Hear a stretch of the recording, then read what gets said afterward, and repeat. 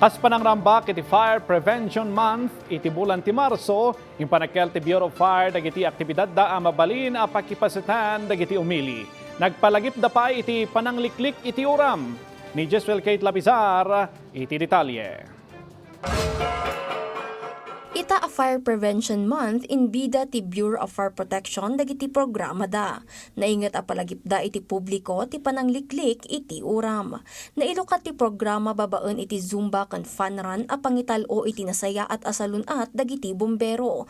Ken panang papigsapay ti panagkaykaysa iti ahensya kadagiti partner agencies dagitoy iti rehiyon. Kaspasa ti aktibidad naangay ti motorcade iti La Trinidad. Nakasagana dagiti aktibidad ti BFP car karaman ti Fire Squad Roadshow in Tunbigat. Paigtingin po natin yung ating inspection at saka yung ating information education program sa ating mga paralan at sa mga iba't ibang mga ahensya ng ating gobyerno po. Iti panakaobserbar iti Fire Prevention Month namnamaan ti ahensya a bumabapay dagiti insidente ti uram iti rehiyon babaan iti information drive, inspeksyon ken aktibo apan nakilangenda kadagiti barangay, pagadalan ken establishmento.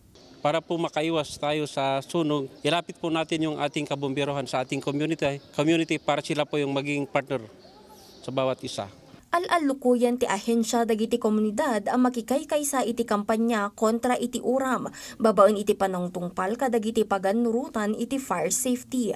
Regular a panagpa-inspeksyon kadagiti electrical connections ken panagsagana iti anyaman nga emerhensya. Sa pag-iwas sa sunog, hindi ka nag-iisa, meaning we have a collaborative effort of all members of the community, government or private establishments, private citizens, para at least maiwasan natin yung conflagration, fire incident, so on and so forth, or any untoward incident.